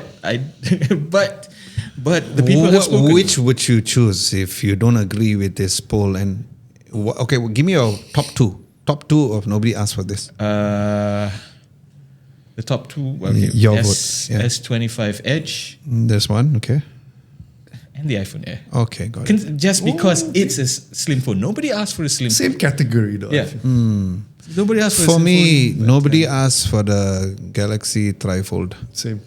We're in the same boat. It when they unveiled it, and if it shows in our data also, when it's like one of our worst podcast episodes ever in terms of views. Nobody when we talk cared about nobody the cared about trifold. trifold. To a point that I love Dave 2D. He did a review of trifold. I didn't click, bro. So sorry. I love you, bro. You know I love you so much. I watched it. I watched didn't podcast watch as well. I watched Both. Arul Maini, and that's about it. They both loved it. Yeah. But I didn't I don't ask for a love it. trifold. It's like, why? You just stick to this. And the price is going to be madness. Maybe that's the reason why they decided not to have it available globally, right? Because they know like not a lot of people are going to buy it. And at the same time, like I said, you don't give us the option to use 2 screens. You immediately 1 screen or 3 screens. So for me, that's number 1. Number 2 would be the Samsung Galaxy S25 Edge, because it's not thin to begin with. It's not that thin. Yeah, it's not like mind-blowingly thin like the iPhone Air. Yes, it's true. Nobody asked for the iPhone Air, but it doesn't deserve to kena like that. Kasihan the phone. It's new. It's new, and it brings us to that following one worst phone Will to there get. be an That's another iPhone fun. Air 2? Ah. Yes, they will. Yeah, according to rumors, yes. Oh yes, sir. Okay, rumors. Okay, there you 2 go. cameras some more. Because, I mean, apparently because sales are not good, right? I think we missed one phone. Nothing asked. Nobody asked for the nothing light something. Oh, nothing phone 3 Lite. Oh, I think phone 3 like Yeah. Oh yeah lah. Yeah lah. Why? Why But would nobody you? commented there. nobody cares. Nobody cares. Yeah. So Mo said, I like this category. He's laughing because he knows it's an internal joke. Mr. Fee says iPhone Air and S25 Edge are both unnecessarily slim phones. At least Edge doesn't have the compromise that the Air has. So, I think they're both Okay. compromised. which brings us to the following category, which is the worst. Okay, before that, you need a Ooh, which is the iPhone Air Wonder. Nobody asked for this phone. Oh. I don't. Yeah. Oh, I wouldn't call it the worst phone lah. Okay, now Doesn't deserve to the be worst phone. phones to get, apparently, or the worst phone to get for this case. The nominees are the Google Pixel 10 Pro Fold, the Poco F7 Ultra, the iPhone together, Air, put it together. and also the Samsung Galaxy S25 Edge. And the winner or the loser for the worst phone to get is the iPhone Air. Kesian iPhone. Kesian. If it's the worst phone, then why is Doesn't Linus deserve it. and John Rettinger Yeah. using it daily? I Doesn't would use deserve it it, daily. Yeah. Said, start with you. Do you feel it's the worst phone to get? No, not by a long shot. I personally I feel that the F7 Ultra is the worst one to get, At Same. this point in time. because of the F8 Ultra. Same. And how close the proximity. Not because they're bad phones. Yeah, but it's just because that how it's just the close timing. how close the releases are. I mean, like F7 Ultra was just a few months ago, and then now Xiaomi just like, nah, here's a better phone. You paid for it, good for you. But this is a very tricky question.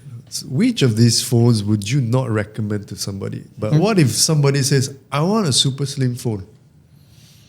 Just say no. No, it's in general. So you see, our audience are smart, right? And our audience are a little more techie than usual. So if we were to ask somebody who, like, for example, the Black Digger, where the hell you disappeared to? But for example, you ask him, of course, he will use our reviews as a baseline Yeah. to refer balik. And he goes like, okay, based on the reviews I saw that Adam and the team has done, I feel like maybe this phone I should recommend you and this phone I should not recommend you. When I did a review of the iPhone Air, I recommended the phone for people who want something different, people who wanted an Apple experience, like holding the Apple Vision Pro for the first time, holding the iPhone Air for the first time. So I guess probably the reason why people is going with that is purely because of the specs and what the money that you pay for the iPhone Air. But what are your choice when it comes to this? If you feel Same as Side- in Poco F7 Ultra. because of the current Simply situation. because of the existence of the F8 Ultra.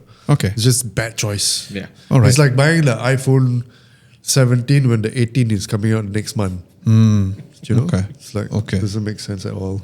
Okay. For me, I think you all know internally which phone I would choose. Let me see. This phone. The worst ever foldable which breaks like cream crackers. Yeah. Did you all see the video or not? Oh my god. This phone feels like it was created in year 1999. But I like it. It has retro looks. Yeah, Maybe we should look at the recreate the crease, video for now. God's sakes. You're paying premium money for this horrendous crease. It's not a crease, it's a drainage. Yes, for- correct. For water flow. Yeah. So, number 2, did you see how easily it broke? And already their launch was quite cringe. And then they talk about this is the most durable because it's IP68.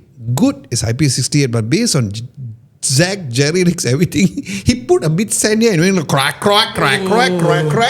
And he was like, compared to the Z Fold 7, I think this phone should not exist in any inventory, in any phone, especially looking like this. Look at this weird design here. I think It design's cuts a little into bit the weird. bezel. Like what kind of design choice are you making? The Google Pixel 10 Pro XL, amazing phone. That's like the pinnacle of the best that Pixel have ever created their phone. And then you have this. It feels like they don't come from the same company. It is wobbly as hell. It's a phone that I feel is the worst phone to recommend, especially for the price. Even though if this is 3,000 ringgit, I said, bro, better not lah. You get what I mean? You get 2 phones for the price of 1. Maybe. Yeah, if you break it lah.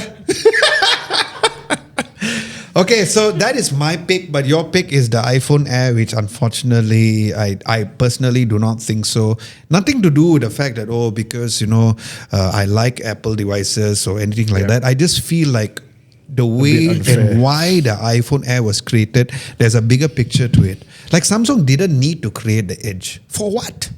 They got FE already, ma. They got so many different lineup. They have the A series, they have the FE. Speaking of which, the A series is not even here. Well, That's surprise, quite surprise, interesting. you're gonna But kill it. Okay, the final category, this podcast, as Vernon predicted, is a very long one. Is according to our timer, is 95 minutes Oh my already. God, it's like the longest we've Yeah, ever done. exactly. Lucky. Then he wanted to include tech news. I said, bro.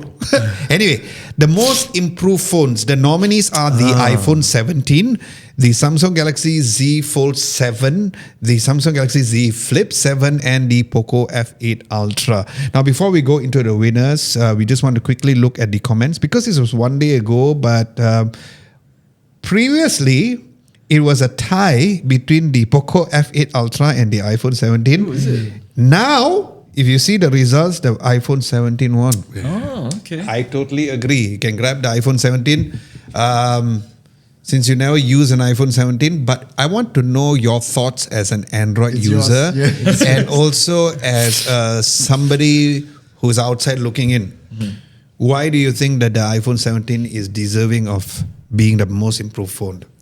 I think the compromises that Apple made with they always make compromises with the base model, but this year's model, it's not as egregious as it was before.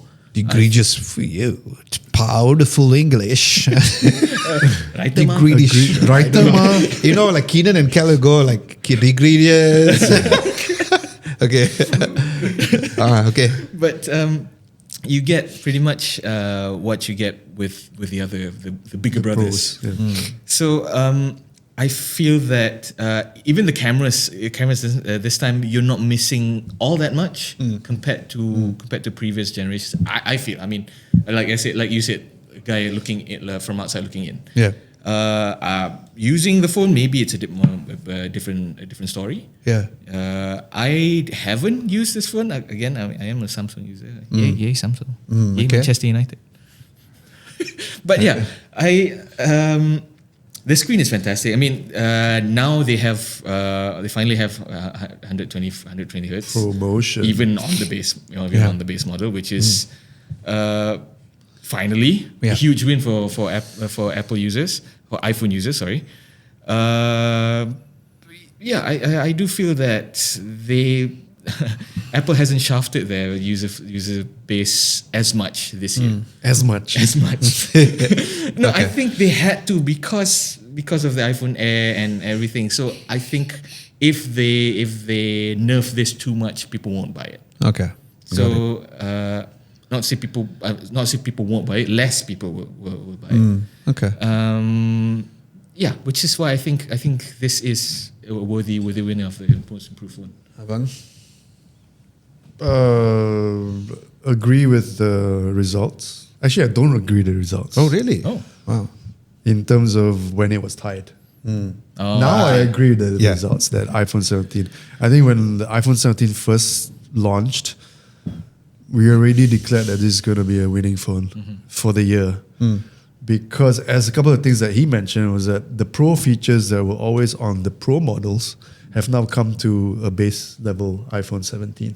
So there's less compromise. You get a Pro chip, you get ProMotion display, which has never ever happened before. Yeah. So nobody can complain that you don't have high refresh rates on an iPhone.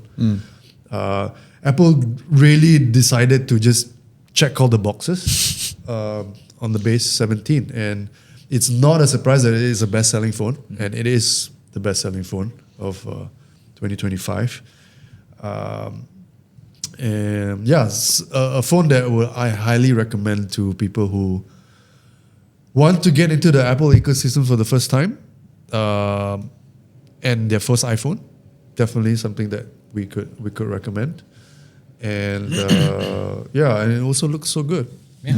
Look at that. I mean, design-wise, it hasn't changed a lot from the iPhone 16. I don't think they changed anything. Yeah, I don't think they changed, but the colorways, the build quality, and the features and tech specs overall, solid. Nice. And enough said. This is the best phone to get for year 2025. Whether or not you're an iPhone user, because of what it offers and how it's priced well. Before this was released, Vernon and we predicted that the Pixel 10 would be the phone to get. But there were compromises on the cameras. There were problems with the video quality and all. There's no compromise over here. Honestly, the only thing is that you don't have an additional camera. That's about it. Other than that, it's a very, very good phone. We get why MKBHD calls this the phone of the year. And for me, I would say that this is the most recommended phone and the most improved phone of the year. To close things off, because the TTT means that we are too long already, but we needed to do this because we want you all to know our thoughts. What is your, it's not in here, but what is your favorite smartphone of year 2025? Favorite smartphone and phone that you would recommend for people. So the two different categories. Okay, this might sound surprising. Yeah, just do it very quickly. There's 17 Pro Max. iPhone 17 Pro Max, your favorite smartphone. Yeah, how about because- recommending it to somebody? Yeah, I would recommend Both. Oh, nice. Why is coming from Yeah, him? Why? and okay, Why? I think mine is a twofer. It's that and also the Vivo X300 Pro. Okay. Because of, the 70 Pro Max, it's a huge leap from the 16 Pro Max in terms of design, in terms of the capabilities, in terms of Agreed. like you said, the picture quality. I think, the video quality. I think it's catered to the Pro users, which it should be because it has the name Pro in it. Yeah. And Okay. it should be a pro. If the layman want to get into the Apple, might as well go get the 17 because the 17 now is it can almost stand toe to toe with the Pros. Yeah. I feel. Okay. And also for the X300 Pro, the cameras, man, the cameras are bonkers. Like what they managed to do with the cameras, what they managed to do with the software. Vivo, like some people, they still say that the Chinese phones are subpar. All the stigmas. But no, man, you really have to look at the Chinese phones, the Chinese brand phones now. The Xiaomi's, the Vivos, the Oppos, even the Huawei. Yeah, they don't have Google, but they're no slouch. Yeah. And like Okay. some people say, no 5G. You can't get 5G everywhere in Malaysia. Yeah, correct. So yeah. Abang Vernon. Your Favorite phone? Oh, yeah. iPhone 17 Pro Max. Okay. The phone that I would recommend to everyone, especially people who are on the fence, unsure whether they want an Apple device or an Android device, iPhone 17. Yeah. Best Android, I think is going to be a 15 Ultra Oh, nice. Xiaomi 15 Ultra. or the X300. Nice. Okay. Yeah. For me, my favorite smartphone is the iPhone 17 Pro Max because of what it can do from a video perspective and also the improved battery life. We didn't put it in here in the battery life because there's so many different Android phones which is really doing a very good job. I love the iPhone 17 Pro's finish. The silver is amazing. It feels good in the hand. It is my go-to when it comes to video recording as a creator. And battery life has really improved significantly. It lasts a day. That's more important for me. From the Android world, my favorite, so this one is where I have my favorite and what I recommend. My favorite is actually this one, the unsung hero who people call it boring. The S25 Ultra, very good phone, my favorite color too. But I feel like this phone does everything so well from a software perspective. And if you buy an S25 Ultra right now, you can get it for a very good discount because the S26 is going to be coming soon. So for me, and I do know a lot of people who are Samsung users who uses at least 2 or 3 generations before, no complaint whatsoever. The only complaint is that dreaded line screen and all, which hasn't been happening recently, touch wood. But in terms of the smartphone that I would recommend to the whole world is actually the Vivo X300 Pro because of, again, the price. I always talk about price because price is so important.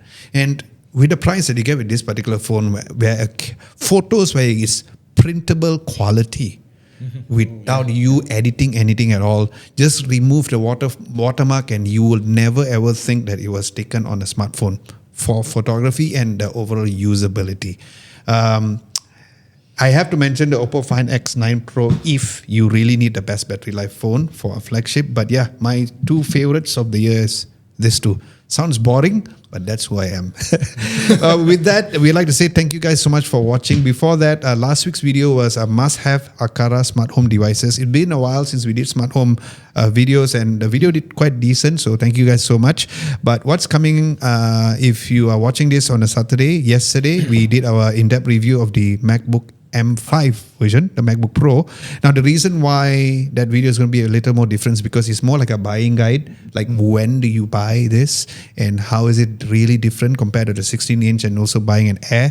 It's a different style of a video. Hopefully, you guys enjoyed that because I felt that we are at a point whereby the M series are already super powerful. But which one did you get, right? You need to actually really understand. So that's a video we did. It's a short video, but I felt fun scripting that video. And the in-depth review or the final review of year 2025 is the Oppo Find X9 Pro. So be sure to stand by and check it out the following day if you guys are watching today. Also, we want to say thank you so much for supporting us with episode 40. Didn't think it was started off with me and Syed. Lee would occasionally fill in my place. And then when I got together with Vernon, he has been a staple. So we want to say thank you guys so much for helping us reach to the 40th episode, and we will go more. Hopefully, we'll be celebrating our 400th episode. Also, at the same time, like I said, moving forward, if you have any ideas for our podcast or what are the things that you want to discuss, let us know in the comment section below. Moving forward, we're going to give the creative direction both to Syed and Vernon. I'm just going to show up and see what we have. And also, we are going to be taking a break. So we will see you guys next year. So with that, we like to say Merry Christmas, Merry early Christmas, Happy New Year, and have a great one. We will catch you guys next year. Bye-bye.